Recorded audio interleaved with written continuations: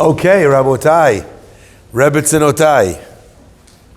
We are up to chapter 6, Mishnah 4. Today's Life ReImagined Pirke Abot class is dedicated by Pam Lunzer in loving memory of her mother, Millie Rosen Flumenhaft, Toiba Bat Yaakov, Aleh Shalom, and mother-in-law, Martha Lunzer, Matel Bat Yosef, Matel Bat Yosef, Ruach Adonai Tinichehen Began Eden, Hen B'chol Benot Yisrael Shochvot Imahen B'chlal Racham V'Aslichot Chen Yiratzon V'Nomar Amen. Okay.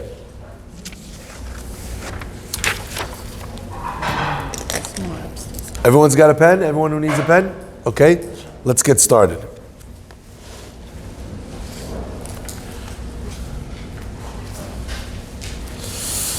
Kach hi darka shel Torah. Such is the way of Torah. Pat b'melach tochal, bread with salt you should eat. U'b'mayim mesurat tishteh, and water you drink in small amounts. Val ha'aretz tishan, you should sleep on the floor. V'chaye tzar techyeh, and live a life of tzar, of difficulty, of deprivation. U'b'torah ta'amel, and you should toil and study the Torah. Im ata oseh ken, if you do so, ashrecha ba'olam hazeh, fortunate are you in this world, v'tov lach be'olam haba, le'olam haba, and it will be good for you in the world to come. Now, obviously, the Mishnah does not mean what we think it means. And who can prove to me that the Mishnah does not mean what it seems to be saying? Someone mind just shutting that door? Thank you so much. A lot of kitchen chatter post the Brit Milah. Okay, what do you guys think? How do we know that the Mishnah does not mean what it seems to mean? Maybe that's the ideal. The Torah doesn't want you to enjoy anything.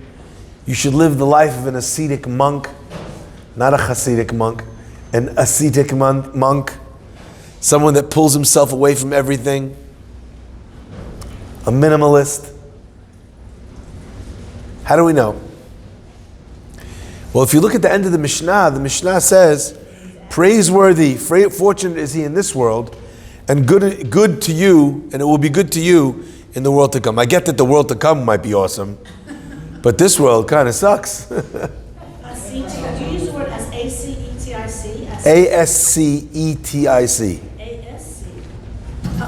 That means someone who lives a life of asceticism. Yeah, he pulls himself away, right, from any physical pleasures, right? So if you would have thought that that's what the Mishnah means, I'd like to disabuse you of that notion by the fact that the Mishnah says, not that it will be great for you in the world to come, it says, praiseworthy and fortunate are you in this world. That doesn't sound all that great. You know, reminds me of one of my grandpa's jokes. You know, a fella stands up at his 100th birthday party and he says, you know, I'm 100 years old today. And today I'm celebrating 100 years of life because I never enjoyed drink. I never enjoyed a cigar. I never enjoyed women. I never enjoyed good food. I never enjoyed music. And today I'm celebrating 100 years. And some guy shouts out from the back of the room, yeah, but how are you going to celebrate? Fortunate are you in this world? Next world I get. The spiritual realm, I get that. But it seems to be like proven from within the Mishnah itself that we don't mean what we seem to mean here. Let me prove it even further to you. There's a famous passage in the Talmud, in the Yerushalmi Kiddushin, where the Talmud says, Atid Adam Liten din v'cheshbon, a person is destined to give din v'cheshbon, a reckoning and a judgment, al kol ma shera'a ve'lo achal, on all that he saw but did not eat, but did not partake in. God did not create beautiful things in this world delicious, wonderful things, beautiful things in this world, tasty things in this world. He didn't create them just so that you would be tortured by not having them. That wasn't God's purpose, to make those beautiful things in this world. God did not make the beautiful sights in this world so you should lock yourself up in a basement and say, this world is not meant for enjoying. God did not make delicious foods and wonderful wines and all of the beautiful pleasures that this world has to offer. God did not place them in this world for you to hurdle them. Rather, a person is supposed to enjoy them, and they're supposed to enjoy them. And make a bracha. Enjoy them and be thankful to God. Enjoy them and let those things lead them to a joyous experience, a beautiful interactive experience with Hashem, with HaKadosh Baruch Hu.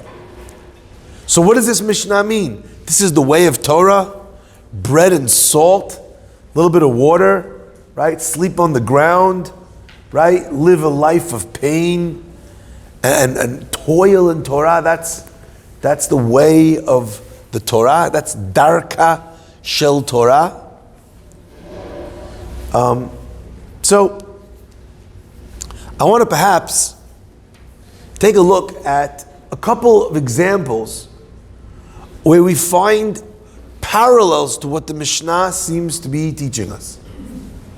One example is the upcoming holiday of Pesach. Many of you will have studied or have learned that chametz on Pesach is not allowed, and in fact it's rejected to the nth degree.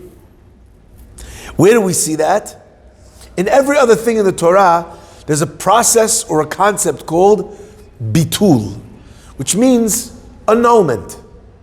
So as an example, you have a drop of milk that gets splashed into a giant pot of kibbeh hamda, of peas and meat, of fasulia, of cholent, depending on your cultural persuasion.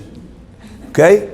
So this drop of milk has fallen into a large pot of cooking meat. What's the halakha? Batel b'shishim. Excellent. Your exits are here and here. Right? Batel b'shishim. It is annulled in a measurement of 1/60th.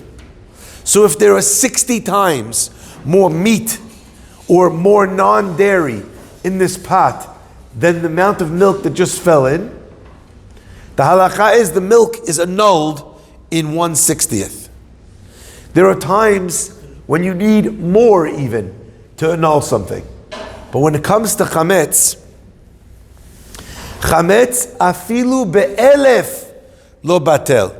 What happens if on Pesach morning you're making yourself a delicious chicken soup, but instead of falling into the pot a drop of milk, you open up the cabinet above without realizing that's where your chametz is, and a crumb of chametz, minuscule, falls out of the cabinet into the soup.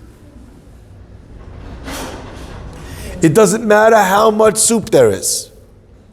That amount of chametz makes the whole pot chametz.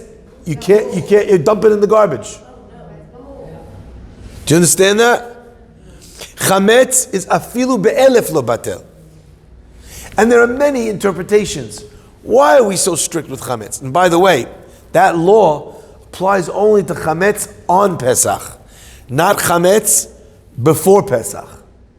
So in other words, if you had a mixture like that before Pesach, you made the chicken soup a week before Pesach, preparing for Pesach, and the tiniest amount of chametz fell in, then we would say it's batel, it's annulled. And you can use it on Pesach. It's only when that tiny drop of chametz fell in on Passover itself. Any day of Passover? Yes, any day of Passover, yes. We are not going to get into the laws of chametz now, yes. No, that's not where I'm going with this. But I just wanted to communicate.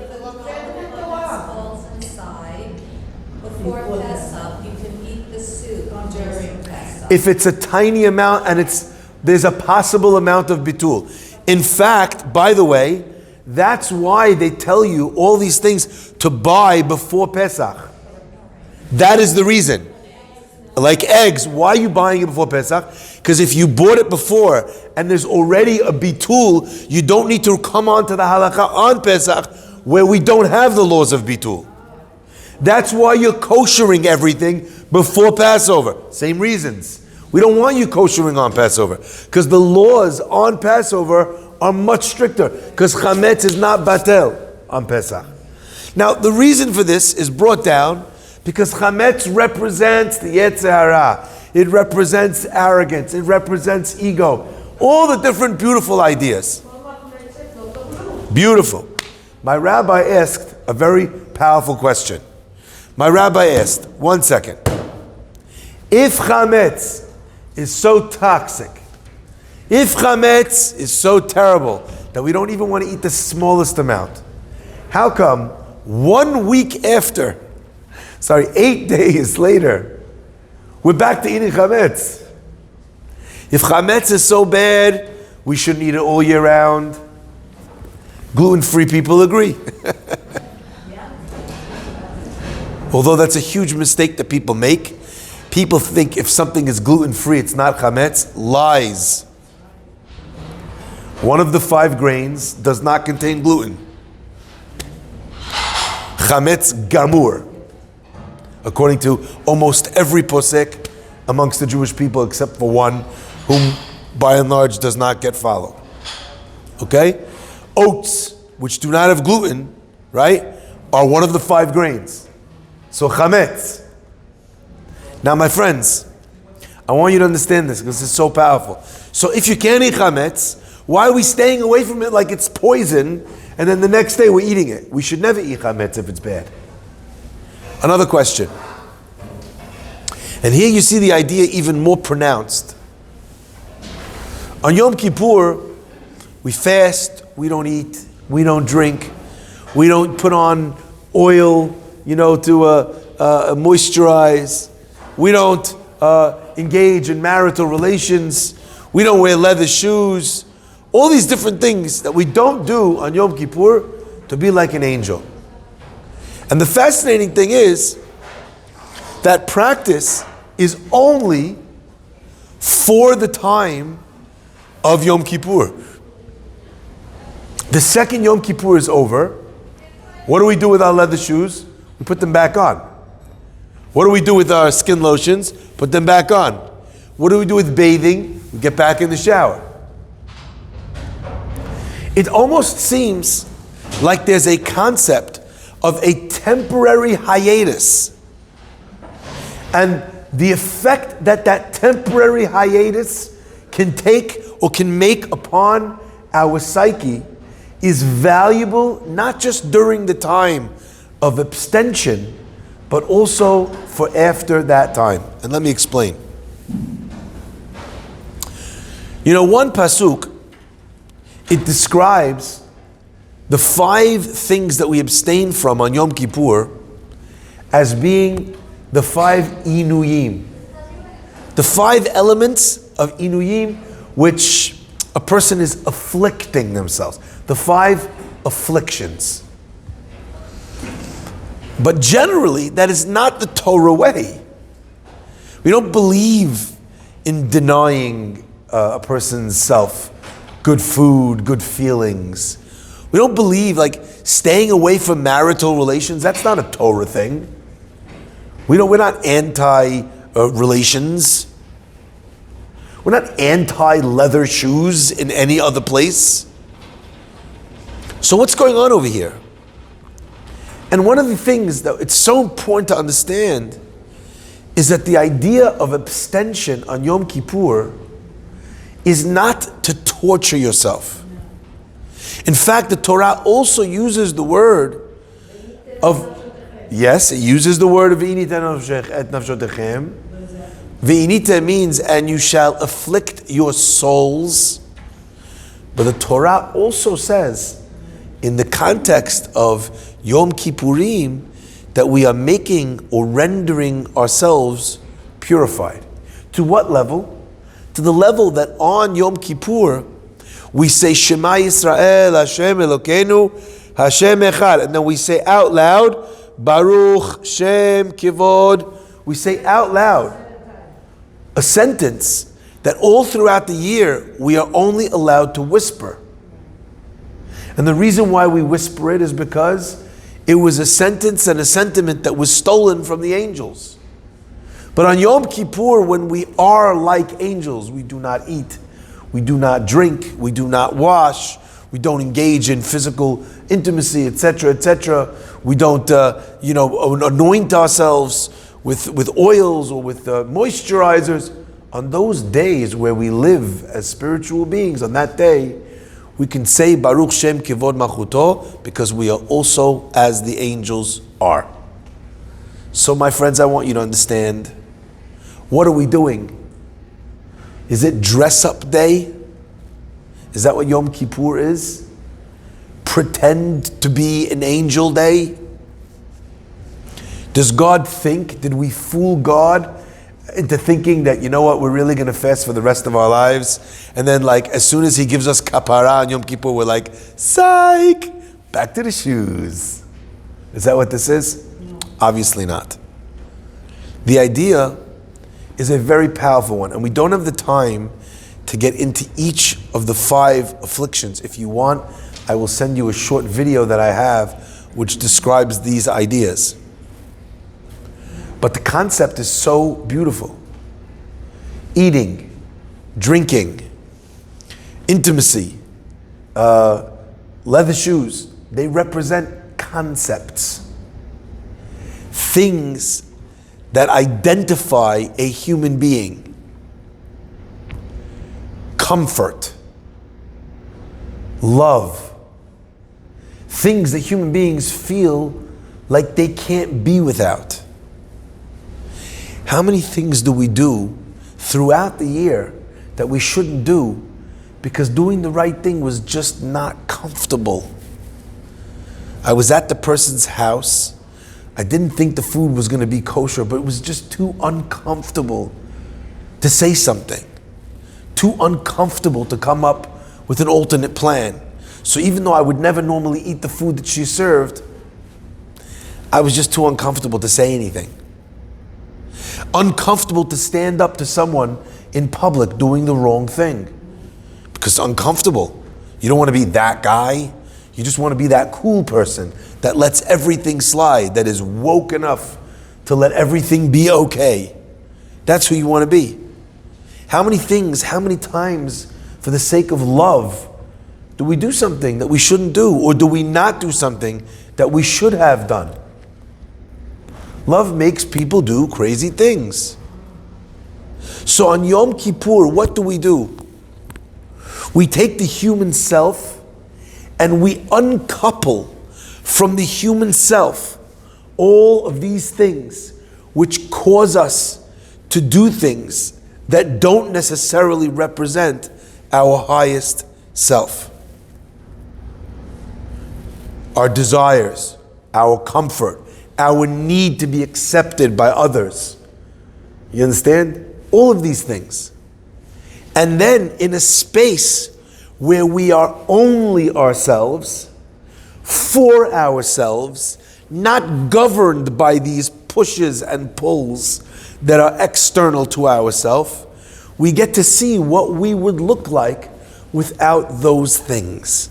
That's the concept of the 5 Inuyim of Yom Kippur.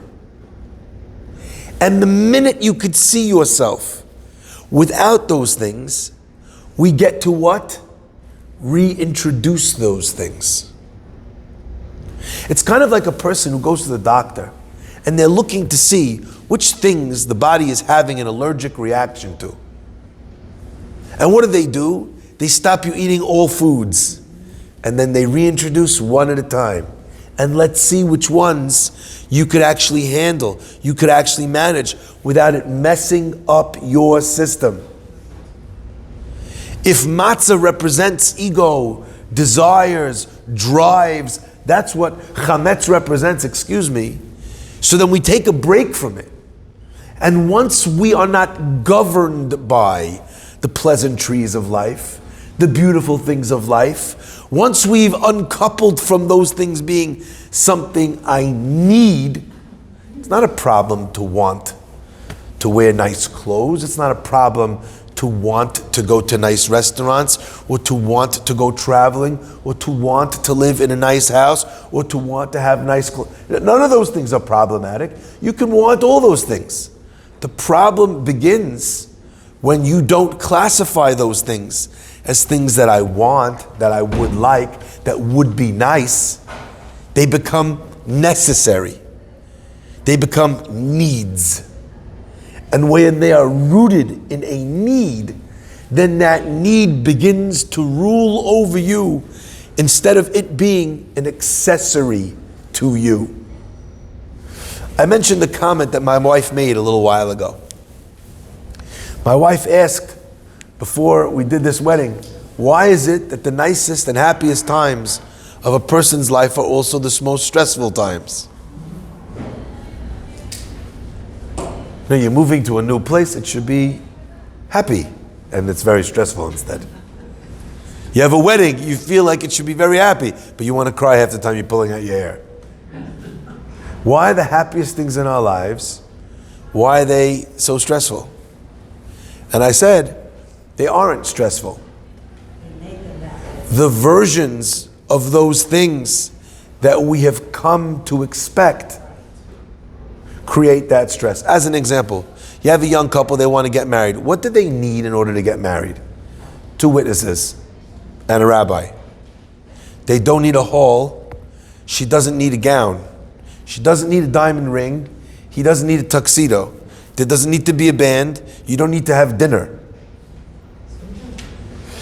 But because we want a custom-made dress, and because we have to have these flowers, and that hall is not nice enough, and this music is not loud enough, and this singer is not famous enough, so we've created in the pageantry of love, as opposed to in the essence of love, we've created all these things around it, and now to afford it, or to put it together, or to make it happen can become very stressful. The thing itself is not stressful. Is that clear? Yes. So it is not our wants that make life stressful. It is when those wants have transformed themselves in our mind's eyes into needs. If you want something, you either get it or you don't. If you need something and you don't get it, what happens? The system grinds to a halt. Because I need this. I can't go on without this. Says the Mishnah, Kach hi darka shel Torah.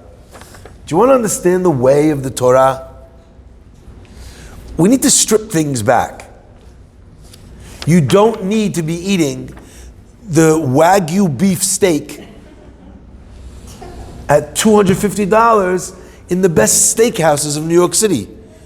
That do not describe food as that. You don't need that.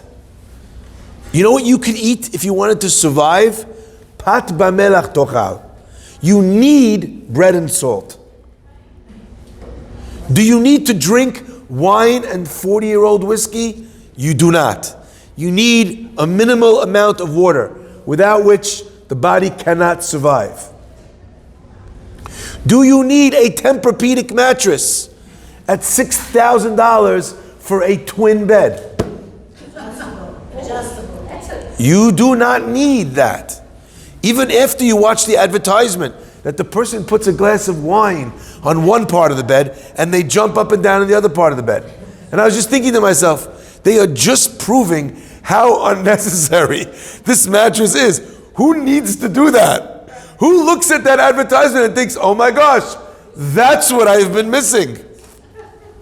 A bed which is half wine table, half trampoline. Finally, someone has made the necessary accoutrement for sleeping appendages.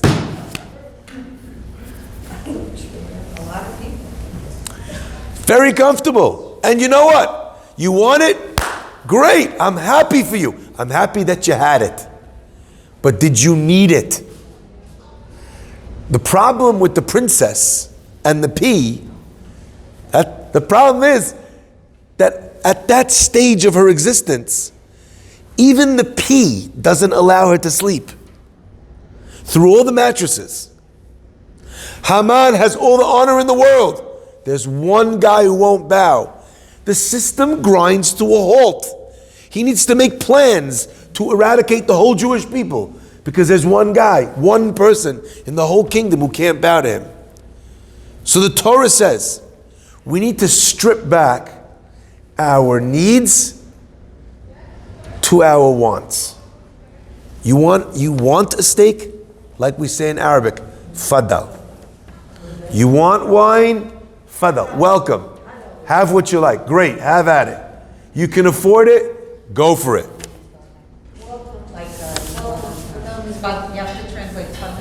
Fadal means, welcome. It means go for it. In this instance, it means go for it. Be my guest. Yes. But it can mean be my guest euphemistically. Like, you want to start with me? Fadal. That's be my guest euphemistically, okay? But fadal is used, you shout it to a people walking in front of your house on Shabbat afternoon. You're like, Fadal, come in for a cup of water. Fadal. Yeah, come here, we're eating lunch. Fadal, okay? Come on in. Welcome, be my guest. But it could also mean, be my guest. Want to sue me? Be my guest. Fadal. Have at it. Okay. The Mishnah here is, I think, saying something very powerful. V'chayet tsa'ar techyeh. I love this language. You don't have to be such a glutton. You don't need to get drunk. You don't need to be comfortable. V'chayet tsa'ar.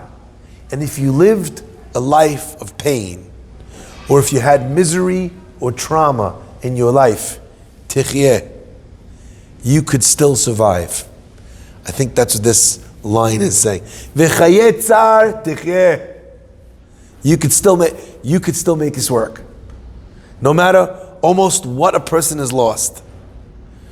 If anyone ever has any doubts about this, I always recommend that they read Viktor Frankl's Man's Search for Meaning. Oh my God. Man's Search for Meaning is literally this Mishnah.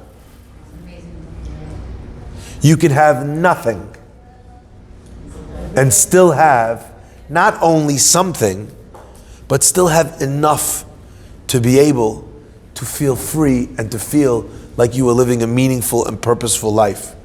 Because you can choose how to react to the hand that you're being dealt. Ubetorah ata amel, says the Mishnah, if you stripped back all these things, but then you just sat there and did nothing, if all you did was not kvetch, so you're at zero, you're not negative, you're not -1, you're at zero, you didn't kvetch. Hazaku Baruch, well done. Ubatorah ata amel means, what if a person with all of this could still study Torah, could still make the effort to do the right thing, to be the right thing. I have a fellow who told me that his father, very, very wealthy man, there was a point in his life where he literally lost everything. And he witnessed his father give the last dollar in his pocket to someone else. The guy he gave it to probably had more money at that stage than he did. If all this happens to you, and you survive, ubatorah ata amel, and still you do the right thing, wow. I want to give you an example. I read a story about a man whose name was Raphael.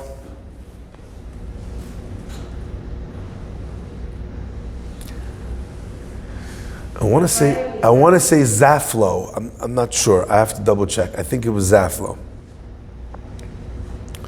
He walks into a bookstore and he's perusing the books. I don't know if any of you is a bibliophile. There's, when a rabbi goes into a Sfarim store, I can get lost there. Come pick me up tomorrow. You're looking around, you're seeing what's new, what's out there, the new books, the new editions, had they changed this, what they add, etc., etc. So this guy, he's in the bookstore, he's looking through the books. All of a sudden a fella comes up to him and he says, "Are you going to buy that book that you're paging through?" Man says, yes, I'm going to buy it. He goes, "Would you mind, can I have it for a minute?" He says, "Sure, but I'm going to buy it. You can't." He says, "Okay, no problem." Takes the book, holds it, flips through a couple pages. He's not looking at it. He's feeling the book. He hands it back to him. This man, Raphael, is a little bit weirded out. What's going on? He says, "Please, would you do me the honor? Would you allow me to buy this book for you?" He's feeling very uncomfortable. Who's this guy? What is he doing? Why is he asking for the book? He's like, feeling the book. He's then telling me once. He says, "Thank you very much." He goes, I don't need someone to buy me the book. I can afford, I can buy it for myself. And the man grabs his arm and he leans towards him and he says urgently, "Please, let me buy you the book." He says, he says, "No, please do me a favor. I'm begging you, let me buy you the book." He's thinking, is this the author? Is this the only copy he sold? What is going on over here? He is so lost, he can't figure it out. Until he says, "Fine, I'll let you buy me the book, but you have to tell me why." The man says, "I recently lost my ability to see. I'm completely blind. And I loved learning my whole life. So I keep coming back to the bookstore, which I used to frequent when I was someone who could learn, someone who could see. And if ever I hear someone in the bookstore and I hear them flipping through the pages, I'm so jealous of the book that they have in their hand, of the sefer that they're going to learn. And I'm desperate for a piece of the learning of Torah that I can no longer access. So I feel the book, I hold it, I turn some of the pages,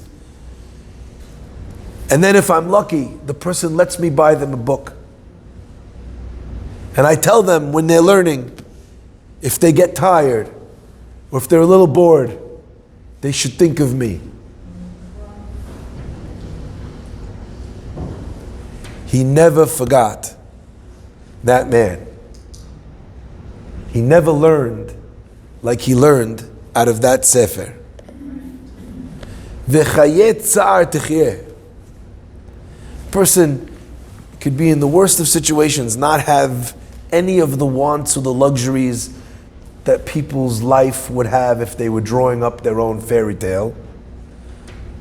Ubatorah ata'amel. This blind man, I think, fulfills, ironically, these words. And you struggle in Torah. Struggle to do the right thing. Person who does that, says the pasuk, it says the Mishnah, Im ata oseh ken, if you do this, ashrecha v'tov lach. The pasuk in Tehillim says, ashrecha, fortunate you are, v'tov lach, and it will be good for you. And the Mishnah expounds, what are these two expressions? Fortunate and it will be good for you. Fortunate in this world, and it will be good for you in the world to come.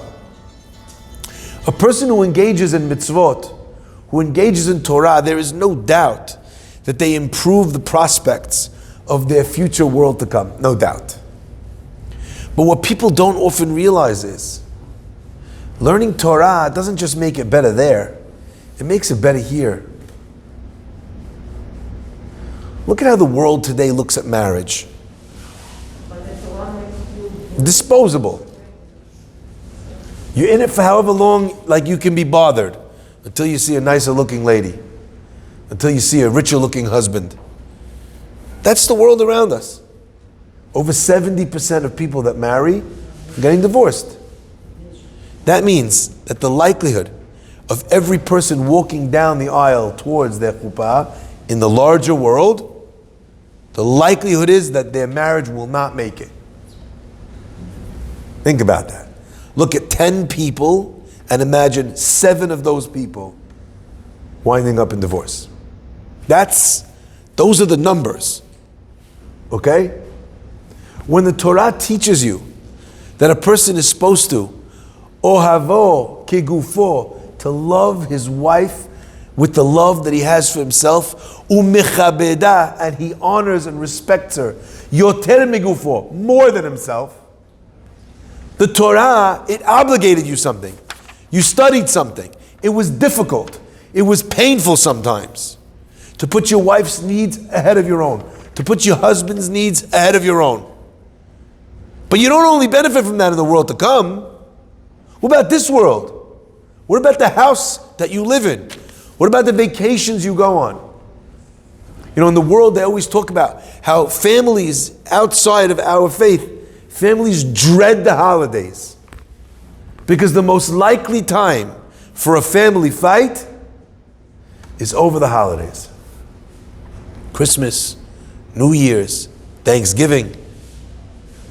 For us, we love getting together. It's both Jewish and non-Jewish. I'm not disagreeing with you. But what I'm saying is, for us, it's the greatest pleasure in the world that families should come together. And in the wider world, that is a dreaded concept. You know, I can't say this strongly enough.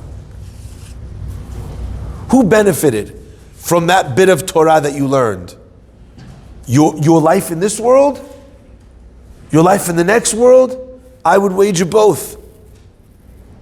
To have love, to have acceptance, to have forgiveness, to have resilience, to have hard work, to have a love that you were willing to work for, that you were willing to sacrifice for. Is that not the stuff of dreams? For many people, just a pipe dream. But it is the study of Torah in both the husband and the wife, the development of this moral fiber that ultimately places or gives a person the best chance at living the most pleasurable life in this world. And I love the idea that we could have in the same sentence, V'chayeh tza'ar tichyeh, and you will live a life of pain, of deprivation. And in the same sentence we could say, Ashrecha ba'olam hazeh. Fortunate you are in this world. Whoever thought that a life full of pain could be called fortunate? You are. And the answer is, a lot of things are very painful. They just also happen to be very beautiful. Fighting with your kids to make sure they grow up the right way is very painful. It's much less painful to let your children do whatever the heck they want. But then, when they're a bum, and they're selling marijuana off the back of a pickup truck, and that's what they did with the schooling you paid for, then you kind of wish that you gave them a little bit more boundaries. And you kind of wish that their childhood and your relationship with them at the time was just a tad more painful. I always say this. The question is not whether life is going to be painful or not. The question is life going to be painful now or later?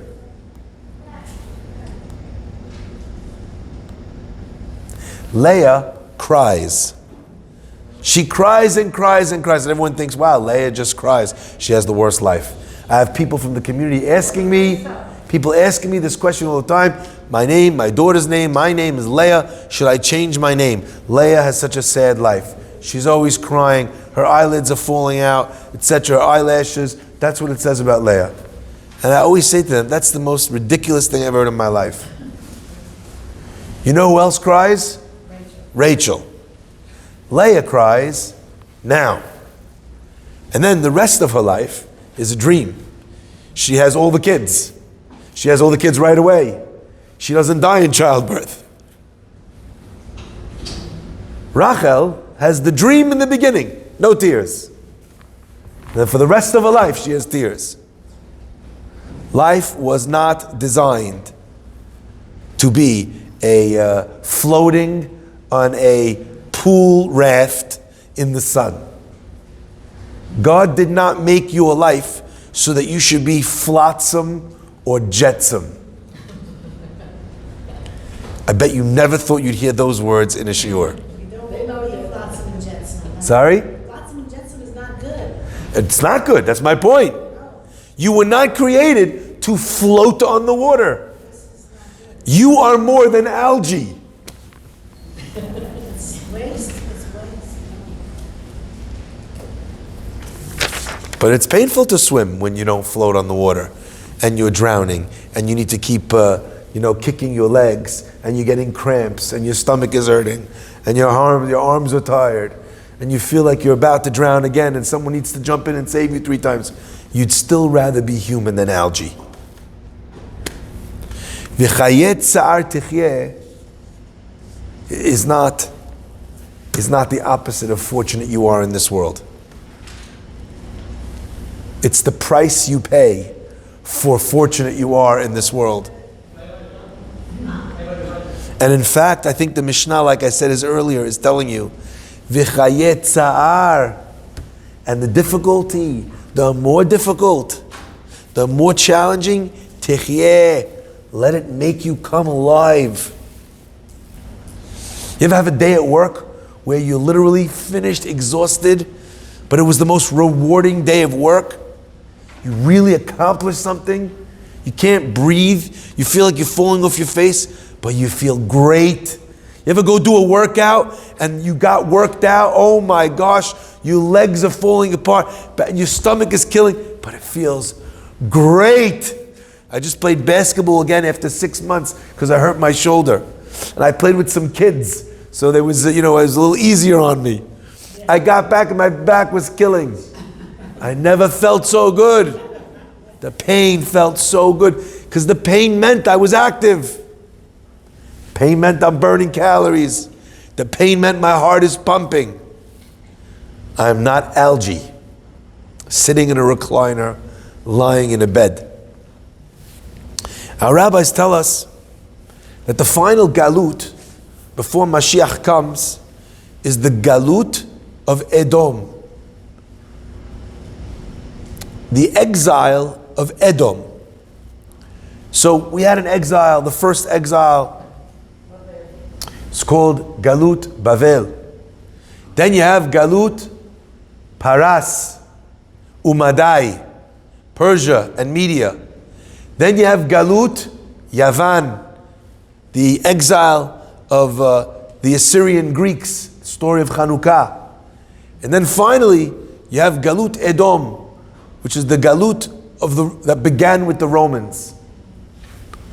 But why don't we call it Galut Romi? The Galut of the Romans. And the Sepharim explain something magnificent. You see, the Romans are descendants. They are great-great-grandchildren of whom? Who's Edom? Esav. Why is Edom Esav? Good. Esav comes out completely red. The word Edom is red. Esav says to his brother Yaakov, give me that red stuff. Pour it down my throat. Ha'aliteni na min ha'adom hazeh. Pour me this red thing. He doesn't even look what's in the pot. He don't even care. He's overcome with such desire, it doesn't matter. Just give me. What is it? I don't know, the red stuff. Say Chazal that the final galut is characterized by Edom, Adom Hazeh, Because the hallmark of the final chapter of history before Mashiach comes is the challenge of koach hata'ava, the power of desire. That is our generation. We are in our generation almost rebuked. We are rebuked by society for saying that any desire that one might have could possibly be incorrect. That's the world we live in. And by the way, what started with LGBTQ plus AI, I don't even know, it will go further. There are already people suing for the right to allow incestuous marriages between brother and sister, between children and parents. It's in the news. It's in the news in America. Go look it up. I don't need to get more into it than the index. There are states, cases where people are suing to be allowed to marry their animals, bestiality. And I need you to understand, make no mistake, that will happen. And the reason is because if there is a complete separation between church and state, and there is no religious doctrine, and there is no godly path or plan, then whatever any human being wants is his or her or their right. It's right. Disney yesterday, 2 days ago, decided that they will no longer use the terms ladies and gentlemen in their theme parks. They will no longer say boys and girls. They are striking any gendered conversation. We're not allowed to mention it anymore. You can't say it. Good morning, people. This happened now. And by the way, I just want you to understand, important that you know this.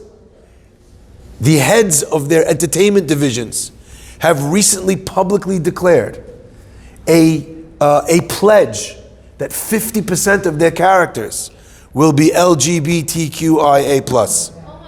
Now in society, 50% of people are not LGBTQ+, but Disney is deciding that they need to not only accept that, but push that. We live in a galut where the energy, the power of ta'ava, it has to be legalized for everyone. That is the challenge. Whatever you want, desire. Drugs have to be legal. And by the way, what is starting with marijuana, it's not going to end with marijuana. Whatever you want. If you want it, it must be right. That is the power of Edom to its max. All it needs is a study of history. What was going on in the Roman Empire at its height? The orgies, the drugs, everything. It was just out of control. There was nothing. You could do whatever you wanted. If you wanted it and you had the power to be able to do it, take it. And the grease.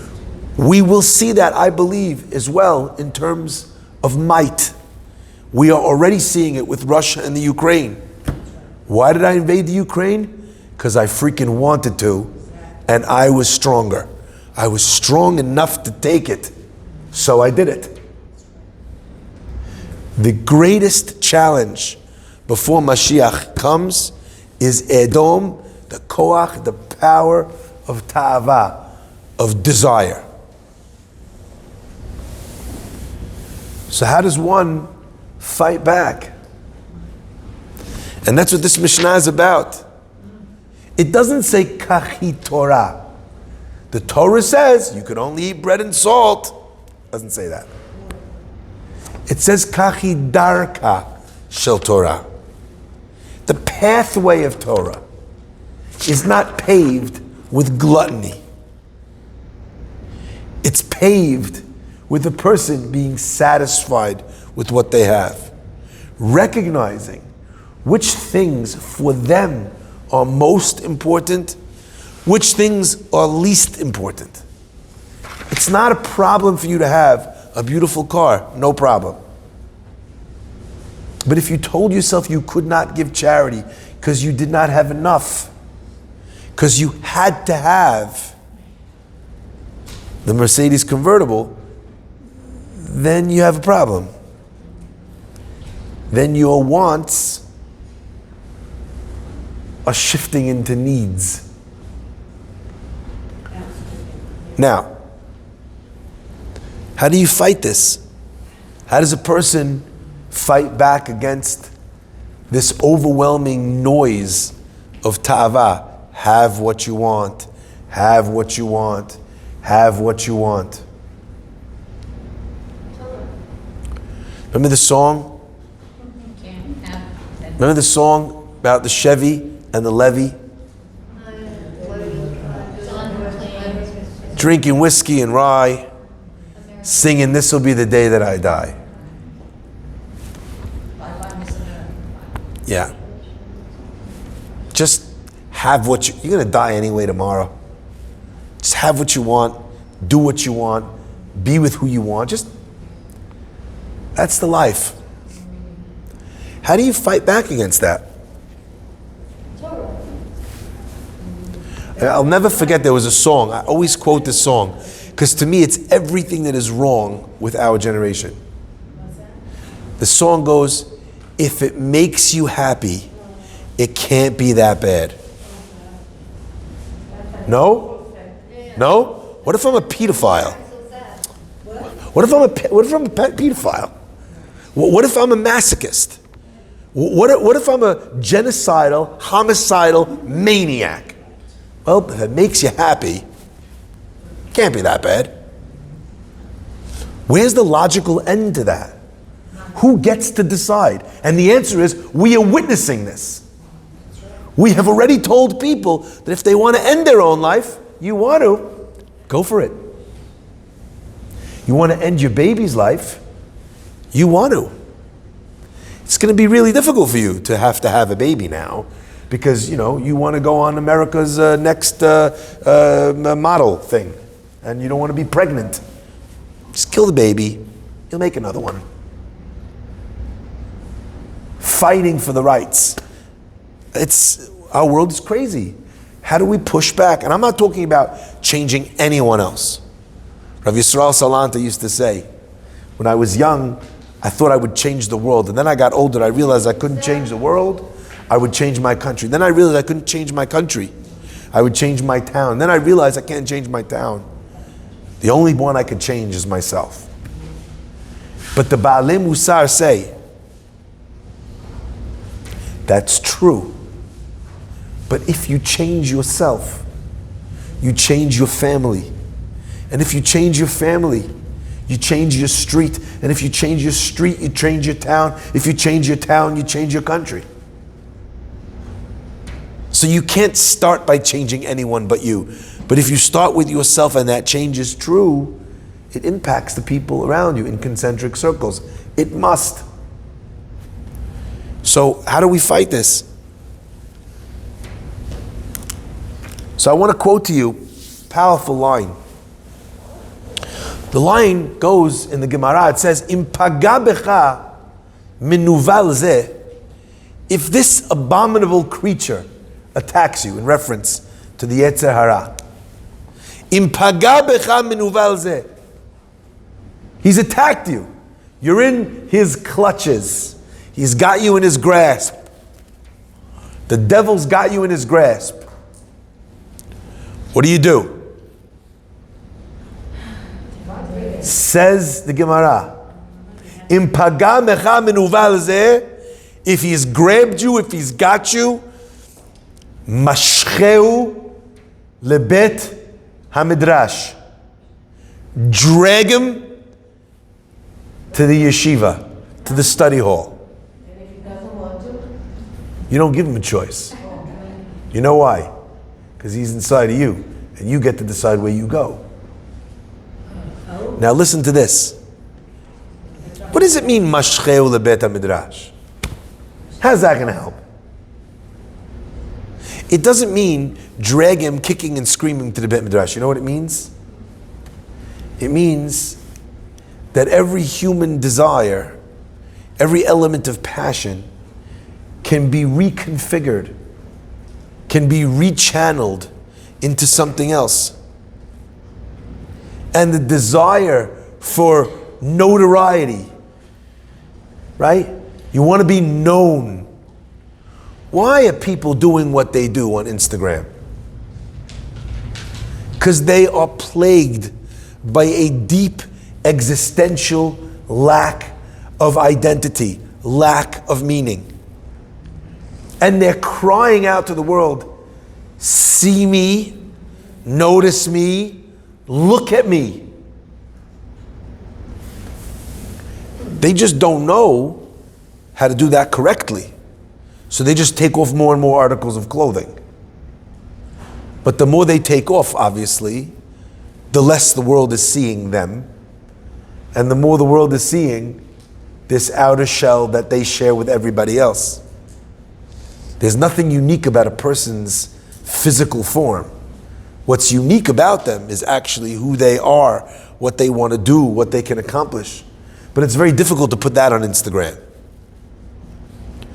But it is driven by a desire to matter, to be seen, to be noticed, to be someone that actually matters to people whether you lived or not. So what do you do with that Yetzer Hara? You drag it into a place of holiness and you make it realize its desire. You make it realize and fulfill its need from within a kosher place. So go become the world's most well-known balabuster Hachnasat Orchim queen. The whole world knew the name of Henny Machlis. It wasn't because she was posting pictures of herself in bathing suits on Instagram. The whole world knew the name, right, of Rebbetzin Kanievsky. It wasn't because she cheapened herself. It wasn't because she asked for attention. It was because she made her house, her life, her heart, a place where whoever came to those addresses was welcomed in, was blessed, was given advice. They became famous for that. There's a man in our community, his name is A.J. Gindi. I remember when he used to sell phone accessories. Lovely guy, by the way. Always was. He fell into this organization called Renewal, where people are giving kidneys to save the lives of other people. And he's arranged for and helped more Jewish people donate. Jewish people right now are the largest source of kidney donations in the world. We are less than 1% of the population. Could I just say something Yes. about that? My niece donated her kidney through Renewal. She's completely healthy, mother of 3, and she donated her kidney. Unbelievable. We had a story with someone else in the Beit Knesset. She used to come to the classes, who needed a kidney. All the kids tested. All the kids tested. They were expecting one of the kids to be a match. None of them was a match. They were devastated. They didn't know how long they would need to wait. It was a rare type. And on the same day, they found a match. And as it works, you don't know who the donor is. So the whole family's there, all the children of this woman, everybody's there. And the son-in-law stands up on Friday night and he says, I was blessed to be able to come in for my sister's wedding, to be here for when mommy gets a kidney. And I was able to kill 2 birds with 1 stone, right? Because I got to be here for when she gets the kidney transplant and also for the wedding. So when my wife got tested, I thought, what the heck? I may as well get tested. I'm the match. I'm the match for mommy's kidney. This is Rabbi Bibi's son-in-law. Oh my goodness. Wow. That's You understand? AJ Kidney. You know what they call him in the community? They call him AJ Kidney. So you can be known. You can be known in the world as a special person for this. Today, Edmund J. Safra. Nobody cares about the fact that he was a banker anymore. Why do we remember him? Because of the shuls and the mikvahs and the schools. Manhattan High School is called Machon Yaakov for his father, Jacob Safra. I taught in a high school in London, the Edmund J. Safra sixth form block of JFS. My parents met in Kikar Safra, in Safra Square in Jerusalem, right outside of the Iriah. My father is the rabbi of the Edmund J. Safra Synagogue of Deal, New Jersey. The kindness that came from this man was legendary. It was without and beyond compare. So that's what we remember him for. This Yetzer Hara comes and says, let's go get some kavod. Tell it, no problem. How do we want to get it? Hachnasat orchim, tzedakah. Should we learn like the whole Torah and then everyone will know our name? How do you want to get it? You got me? Drag the desire into its positive form. And if a person does that, Ashrecha ba'olam hazeh v'tov lach le'olam haba. The Talmud says to us that King David was born also red-headed. Did you know that? No. And the reason he was born that way, and the temperament that King David had, was the temperament of a person who had a penchant for blood. But what did David HaMelech do with that? He turned his nature into the nature of a warrior that didn't fight for honor or glory or for himself. He fought to defend Am Yisrael. In fact, the Talmud says that a person who has those leanings should become a mohel or a shochet, because he's taking that element and planting that desire in a positive area, in a way where it hurts nobody, it only benefits them. You have people who are very persuasive. They know how to convince people to give up their money. A fool and his money are soon parted. You could become the number one world swindler. You could become the number one Ponzi scheme artist. Or you could become the number one fundraiser for the UJIA. In either scenario, you convinced people to part with their money. But in one scenario, it was to benefit you. And in another scenario, it was to build the Jewish people. That's what the Mishnah is teaching us. Hashem should bless us to follow in Darka Shel Torah, in the way of Torah. Baruch Adonai Le'olam.